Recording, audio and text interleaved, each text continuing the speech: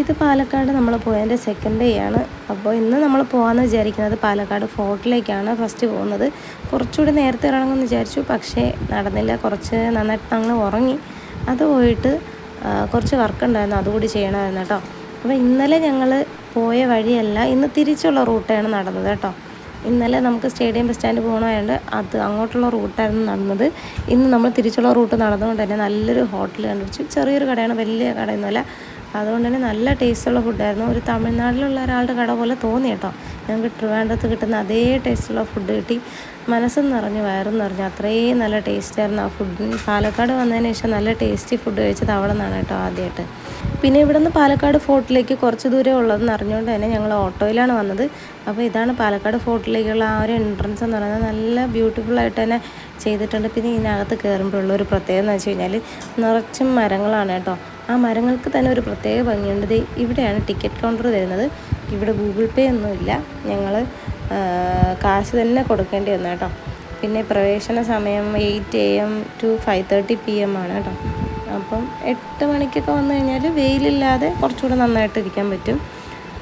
പക്ഷേ നല്ല ഭംഗിയാണ്, നിങ്ങൾക്ക് ഇവിടെ കാണുമ്പോൾ തന്നെ മനസ്സിലാവും. നല്ല ഭംഗിയെന്ന് വെച്ചാൽ നല്ല ഭംഗി.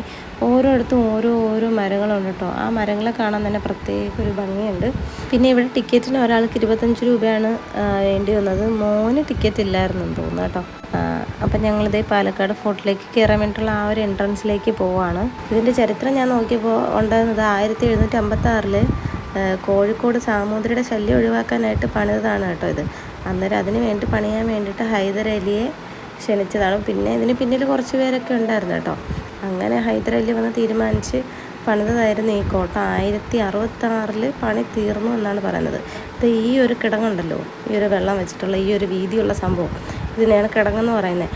ഈ സംഭവം എന്ന് വെച്ച് കഴിഞ്ഞാൽ അന്നത്തെ കുതിരകൾക്കൊന്നും ചാടിക്കിടക്കാൻ പറ്റാത്ത രീതിക്ക്, അതായത് യുദ്ധത്തിന് ആ സമയത്ത് കുതിരകളൊക്കെ അല്ലേ യൂസ് ചെയ്യുന്നത്, അപ്പോഴത്തേക്ക് അവർക്ക് ചാടിക്കിടക്കാൻ പറ്റാത്ത അത്രയും വീതിയുള്ള ഒരു സംഭവമാണ് ഈ പണിതേക്കുന്നത്. പിന്നെ ഇതിൻ്റെ സൈഡിലോട്ട് മണ്ണൊന്നും ഇടിഞ്ഞ് വിടാത്തതിൻ്റെ റീസൺ എന്ന് പറയുന്നത് ഇത് ഫുൾ കരിങ്കൽ കെട്ടാണ് കേട്ടോ ആ സൈഡിൽ. അപ്പോഴത്തേക്ക് അതുകൊണ്ടാണ് അത് ഇടിഞ്ഞ് വീഴാത്തതെന്നാണ് പറയുന്നത്. അത്രയും നല്ല സ്ട്രോങ് ആയിട്ടാണ് കെട്ടിയിട്ടുണ്ടായിരുന്നത്. ഇതൊരു ഫ്രഞ്ചുകാരനായിട്ട് എൻജിനീയർ ആയിരുന്നു കേട്ടോ ചെയ്തത്. അയാളാണ് ഇത് ഡിസൈൻ ചെയ്തിട്ടുണ്ടായിരുന്നത്. ഇത് ഹൈദരലിയാണ് പണിതത് ശരിക്കും. അത് കഴിഞ്ഞിട്ട് പിന്നെ ടിപ്പു സുൽത്താന് കൊടുത്തിട്ട്, ഹൈദരലിയുടെ മകനായ ടിപ്പു സുൽത്താനായിരുന്നു അത് കഴിഞ്ഞിട്ട് ഇവിടെ ഭരണം ഉണ്ടായിരുന്നത്. പിന്നെ അത് കഴിഞ്ഞിട്ട് ബ്രിട്ടീഷൊക്കെ പിടിച്ചിട്ടുണ്ടായിരുന്നു. പിന്നെ വീണ്ടും ബ്രിട്ടീഷ് തിരിച്ചു കൊടുത്തു. ഇപ്പം ഇത് ആർക്കിയോളജിക്കൽ സർവേ ഓഫ് ഇന്ത്യയുടെ കീഴിലാണ് ഇതിങ്ങനെ മെയിൻറ്റെയിൻ ചെയ്ത് പോകുന്നത് കേട്ടോ. ഓരോ മരത്തിൻ്റെ ഭംഗിയുണ്ടോ, ഞാൻ പറഞ്ഞില്ലേ ഓരോ മരത്തിന് അതിൻ്റേതായിട്ടുള്ള ഭംഗിയുണ്ടെന്ന്. ഈ ഒരു വലിയ സംഭവമില്ലേ, ആ ഹിസ്റ്ററി പറഞ്ഞ പോലെയാണ് കണ്ടോ. നല്ല വീതിയുണ്ട്, വിചാരിക്കുന്ന പോലെയല്ല. എന്തായാലും ഇത് ചാടി കിടക്കാൻ പറ്റത്തില്ല.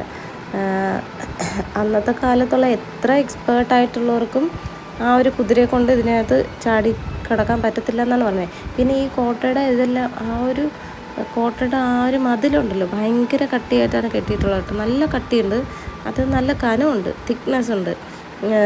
നമ്മളത് കയറിയൊക്കെ നോക്കി കേട്ടോ മുകളിലോട്ട്. പിന്നെ ഇതാണ് ആ വാതിലിലോട്ട് പോകുന്ന ആ ഒരിത്. കോട്ടയുടെ ഹൈറ്റൊക്കെ കണ്ടോ. പിന്നെ അത് പോയിട്ടെന്ന് വെച്ചാൽ ഇതിനകത്ത് പുൽത്തകടിയൊക്കെ ഉണ്ട്, നല്ല ഭംഗിയാണ്. പിന്നെ ഇതിന് വേറെ ഏതോ സ്ഥലം കൂടി ഉണ്ടെന്ന് തോന്നുന്നു. ഞാനത് ഗൂഗിളിൽ ഹിസ്റ്ററി വായിച്ചപ്പോഴത്തേക്കും അവിടെ ആളുകൾ നടക്കാനൊക്കെ വരും, അവർക്ക് ഓപ്പൺ ചെയ്ത് കൊടുക്കും എന്നൊക്കെ പറയുന്നുണ്ട്. വൈകിട്ട് സമയം, അങ്ങനെ എന്തൊരു സമയമുണ്ട്. ഞങ്ങളിത് ഇതിനകത്തോട്ടൊക്കെ കയറി. പിന്നെ പാലക്കാട് കോട്ടയുടെ ഹിസ്റ്ററി കുറച്ചൊക്കെ ഇതിനകത്ത് എഴുതിയിട്ടുണ്ട് കേട്ടോ. വായിക്കണം എന്നുള്ളത് അതിനകത്ത് വായിക്കുക.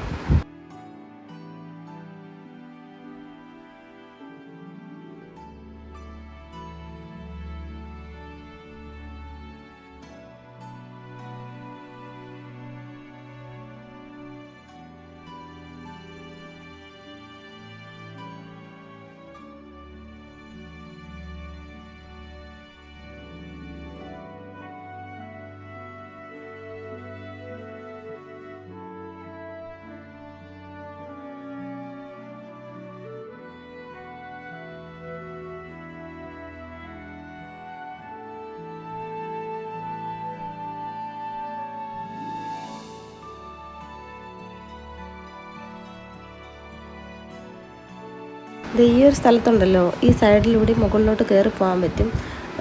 എന്നിട്ട് അതിൻ്റെ മുകളിലോട്ടൊക്കെ നമുക്ക് കാണാൻ പറ്റും കേട്ടോ. അങ്ങനെ കാണാൻ വേണ്ടിയിട്ട് കയറിയപ്പോഴേക്കും ആ ഒരു ഇത് കെട്ടി വെച്ചേക്കുന്നില്ലേ, അവിടെയൊക്കെ ഞാൻ കാണിച്ചു തരുന്നുണ്ട്. അവിടെ നല്ല കനമുണ്ട്.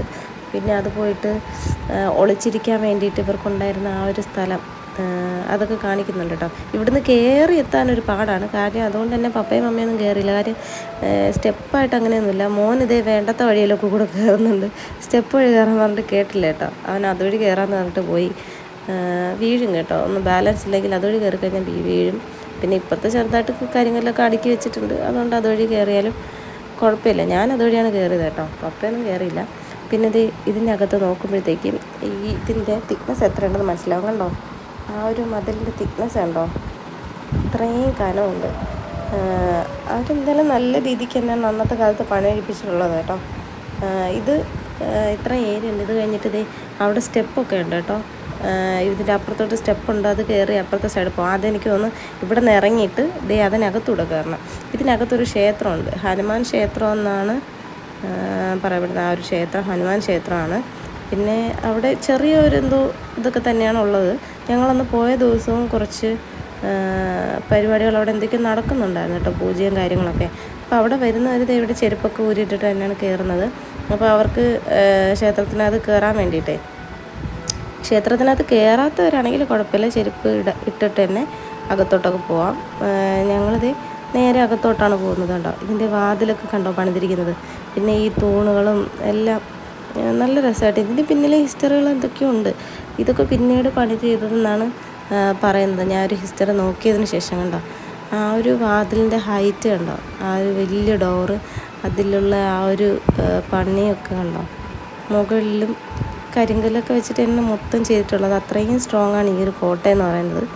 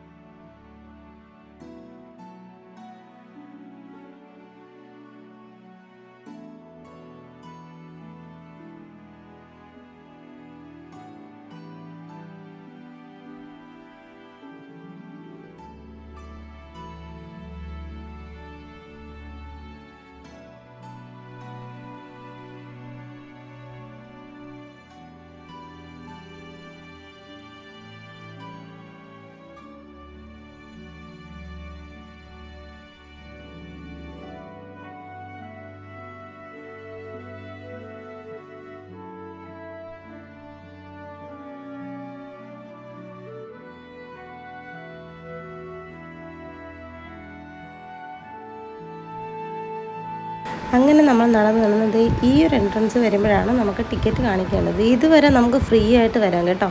ഇതിനകത്തോട്ട് കിടക്കണമെങ്കിൽ ടിക്കറ്റ് കാണിക്കണം. ഇതിനകത്തോട്ട് കിടക്കുമ്പോഴും ആ ഒരു ഫ്രണ്ടിൽ കണ്ടോ ചെയ്ത് വെച്ചേക്കുന്നത് നല്ല ഭംഗിയുണ്ട്. ഇവിടുത്തെ ആ ഒരു ആർക്കിടെക്ചർ എന്ന് പറയുമ്പോൾ ഭയങ്കര സൂപ്പറാണ് കേട്ടോ. എല്ലാം അടിപൊളിയാണ്. അതുപോലെ തന്നെ നല്ല സ്ട്രോങ് ആണ് കേട്ടോ. ഇതിൻ്റെ സൈഡിലൂടെയാണ് ഞാൻ പറഞ്ഞ സ്റ്റെപ്പ്. നമ്മൾ ഇതിൻ്റെ സൈഡിൽ ഒരു സ്റ്റെപ്പ് ഉണ്ടായിരുന്നു, അതുവഴിയാണ് കയറി മുകളിലോട്ട് പോയത് കേട്ടോ. അതേ കണ്ടോ, ആ സ്റ്റെപ്പ് കണ്ടോ. അതുപോലെ തന്നെ ഇപ്പുറത്തെ സൈഡിൽ സ്റ്റെപ്പുണ്ട്. ഞാൻ അതുവഴി കയറി മുകളിലേക്ക് പോയി. പിന്നെ അതെന്തിനാന്ന് വെച്ച് കഴിഞ്ഞാൽ ഒളിച്ചിരിക്കാനുള്ള സ്ഥലം എന്നാണ് പറയുന്നത്. പിന്നെ അതിന് അകത്ത് വെച്ച് നമുക്ക് തോക്കൊക്കെ വെച്ചിട്ട് വെടിവെക്കാൻ പറ്റുന്ന രീതിക്കുള്ള സംഭവമാണ് കേട്ടോ. ഈ സ്റ്റെപ്പ് കഴിഞ്ഞിട്ട് കയറി മുകളിലോട്ട് പോകുമ്പോഴത്തേക്കും നമ്മൾ വിചാരിക്കുന്ന കൈവരി അങ്ങനെയൊന്നുമില്ല. പിന്നെ ഇത് ഇങ്ങനെ തന്നെയാണ്, ജസ്റ്റ് സ്റ്റെപ്പുകൾ മാത്രം വെച്ചിട്ടുള്ളത്. അതും കരിങ്കല്ല് കൊണ്ട് തന്നെയാണ് ചെയ്തേക്കുന്നത് കണ്ടോ.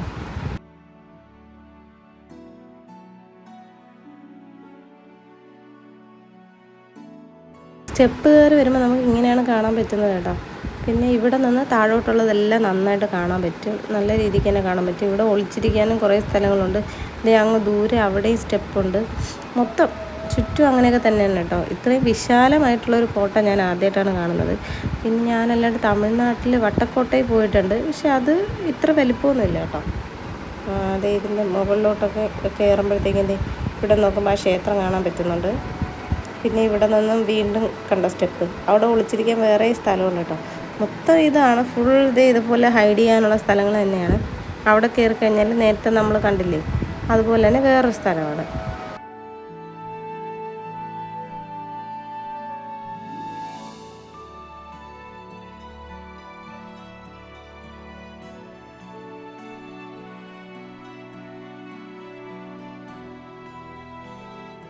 പിന്നെ അവിടെ നിന്ന് ഞങ്ങൾ തിരിച്ചിറങ്ങി. ദേ ഇവിടെ നല്ല പുല്ലെന്നല്ല കുഞ്ഞു കുഞ്ഞു ചെടികളൊക്കെ വെച്ച് ഡെക്കറേറ്റ് ചെയ്ത് സെറ്റാക്കിയിട്ടുണ്ട്. പിന്നെ മരങ്ങൾ തന്നെ കാണാൻ നല്ല ഭംഗിയാണ്. ഈ ഒരു മരത്തിൻ്റെ അവിടെ നിന്നൊക്കെ ഞാൻ ഫോട്ടോ എടുത്തിട്ടോ, കാണാൻ നല്ല ഭംഗിയാണ്. പിന്നെ ഇവിടെ നേരത്തെ ആണെങ്കിൽ സബ് ജയിലും പാലക്കാട് താലൂക്ക് സപ്ലൈ ഓഫീസ്, പിന്നെ ഭൂമി ഏറ്റെടുക്കലുമായിട്ടുള്ള ബന്ധപ്പെട്ടുള്ള ഓഫീസ്, അങ്ങനെ കുറേ ഓഫീസൊക്കെ പ്രവർത്തിച്ച് വന്നിട്ടുണ്ടായിരുന്നു കേട്ടോ. ഇപ്പം അതൊന്നുമില്ല. ഇപ്പം എല്ലാം ഇതായി എന്ന് വെച്ച് കഴിഞ്ഞാൽ ആ കെട്ടിടങ്ങളെല്ലാം പൊളിഞ്ഞു പോയി കേട്ടോ. ഈ ഒരു മരത്തിൻ്റെ കീഴിലൊക്കെ ഇരുന്ന് ഫോട്ടോ എടുത്തേട്ടോ. പിന്നെ ഇത് ഈ കാണുന്ന മാവിൻ്റെ പ്രത്യേകത എന്ന് വെച്ച് കഴിഞ്ഞാൽ ഇതിൻ്റെ ഒരു ചില്ലയ്ക്ക് വെയിറ്റ് കൂടിയിട്ട് അതിങ്ങനെ മരത്തിൻ്റെ അത് ആ ഒരു മണ്ണ് വരെ ഇങ്ങനെ താഴെ തട്ടിയിട്ട് അവിടെ നിന്ന് പിന്നെ കിളിച്ചുണ്ടായ പുതിയ മാവാണ് കേട്ടോ അപ്പുറത്തുള്ളത്. പക്ഷേ ഇവിടെ പിള്ളേരൊന്നും കയറാൻ വിടത്തില്ല. കയറുന്ന പിള്ളേരൊക്കെ സെക്യൂരിറ്റി ഇറക്കും കേട്ടോ. ഈ ഒരു കെട്ടിടമായിരിക്കും ജയിലെന്ന് വിചാരിക്കുന്നു. കാര്യം അത് അത്രയും നീണ്ടു കിടക്കുന്നു കേട്ടോ. പിന്നെ ഇതിലൊരു ഗ്ലാസ് പൊട്ടിക്കിടന്നു. അപ്പോൾ അതിനകത്തൂടി ഞാനിങ്ങനെ വീഡിയോ കുറച്ചെടുത്തിട്ടുണ്ട്. അതിനകത്ത് ചെയറും പിന്നെ ടേബിളൊക്കെ കിടക്കുന്നത് കാണുന്നുണ്ട്. എല്ലാ കെട്ടിടവും ഇതുപോലെ ചീത്തയായിട്ടോ. എനിക്കൊന്ന് ഈ ഒരു ഇട വരെ ഇത് നല്ലതായിട്ട് ഇവിടെ വർക്കിംഗ് ആയിരുന്നു. കാര്യം കുറച്ചുകൂടെ അങ്ങോട്ട് പോകുമ്പോൾ വേറൊരു പഴയ കെട്ടിടമുണ്ട്. അവിടെയും വർക്കിംഗ് ആയതിൻ്റെ ആ ഒരു എഴുത്തുകളൊക്കെ ഉണ്ടായിരുന്നു. അപ്പോൾ അത് ഞാനിങ്ങനെ വായിക്കാൻ നോക്കി. അതിനകത്തുണ്ടായിരുന്നു എനിക്ക് തോന്നുന്നു മറ്റേ ഇതിനകത്ത് ഞാൻ പറഞ്ഞില്ലേ ഭൂമിയുമായിട്ട് ബന്ധപ്പെട്ട കുറച്ച് കാര്യങ്ങളൊക്കെ ചെയ്യുന്ന ഓഫീസ്, അതായിരിക്കാനാണ് ചാൻസ് കേട്ടോ. അതേ പിന്നെ ഇവിടെ ഒരു കിണറുണ്ട്. കിണറിനകത്ത് വെള്ളമുണ്ടെന്ന് തോന്നുന്നു, പക്ഷേ വൃത്തിയൊക്കെ കുറവാണ്. ഉരലുണ്ടോ, പണ്ടത്തെ ഉരൽ. ഇപ്പോഴത്തെ പിള്ളേരൊന്നും കണ്ടിട്ടില്ല ഇതേ ഉരൽ.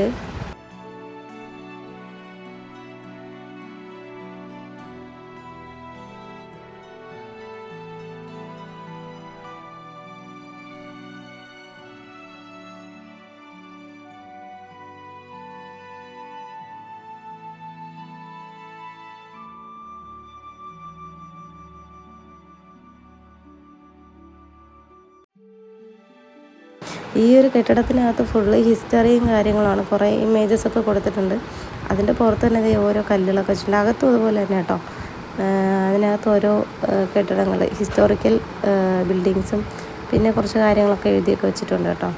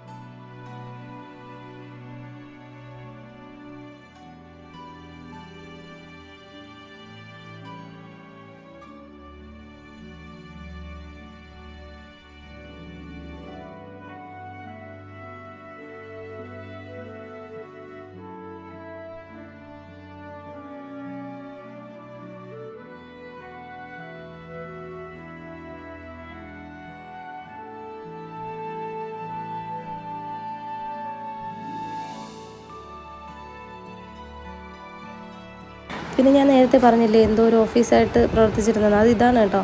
ഈ ഇട വരെ പ്രവർത്തിച്ചിരുന്നതായിട്ടാണ് തോന്നുന്നത്. കാര്യം അവിടുത്തെ എഴുത്തുകളൊക്കെ അതിനകത്തുള്ള ഭൂപരിഷ്കരണ എന്തോ ഒരു ഓഫീസാണ്.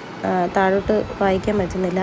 പിന്നെ അവിടെ എഴുതി വെച്ചിട്ടുണ്ട് മലയാളത്തിൽ എഴുതണം എന്നൊക്കെ ഉള്ളത്. പിന്നെ കുഞ്ഞു കുഞ്ഞു നോട്ടീസുകളെല്ലാം ഒട്ടിച്ച് വെച്ചിട്ടുണ്ട് കണ്ടോ. അപ്പം ഈ ഇട വരെ ഇവിടെ പ്രവർത്തനം ഉണ്ടായിരുന്നു എന്നാണ് അർത്ഥം. പിന്നെ അത് കഴിഞ്ഞിട്ട് ഇതേ വേറെ ബിൽഡിങ് അതെല്ലാം ഇതായി കിടക്കുന്ന കേട്ടോ. ഇവിടെ വേറൊരു മാവുണ്ട്. മാവ് തന്നെ മാവല്ല, വേറെ എന്തോ ഒരു മരമാണ് കേട്ടോ. അതിൻ്റെ താഴെയും കുറച്ച് നേരം നമ്മൾ ഇരുന്നു. പിന്നെ ഇവിടെ ഉണ്ടായിരുന്ന എല്ലാ ബിൽഡിങ്ങും ഇപ്പോൾ സത്യം പറഞ്ഞാൽ പൊട്ടിപ്പൊളിഞ്ഞ് കിടക്കുകയാണ് കേട്ടോ. ഇത് വേറൊരു ബിൽഡിങ്ങാണ്. അതിൻ്റെ കൂരയും എല്ലാം പൊളിഞ്ഞിട്ടുണ്ട്. പണ്ടത്തെ ടൈപ്പ് മുകളിൽ കണ്ടോ ആ ഒരു തടിയൊക്കെ വെച്ചിട്ടുള്ള ആ ഒരു കൂരയും കാര്യങ്ങളൊക്കെ ആയിരുന്നു. അതെല്ലാം ഇടിഞ്ഞ് പൊളിഞ്ഞ് വീണ് കിടക്കുകയാണ്. പിന്നെ ഇവിടെ ടോയ്ലറ്റ് ഫെസിലിറ്റീസും കാര്യങ്ങളൊക്കെ ഉണ്ട് കേട്ടോ, എല്ലാം ഉണ്ട്.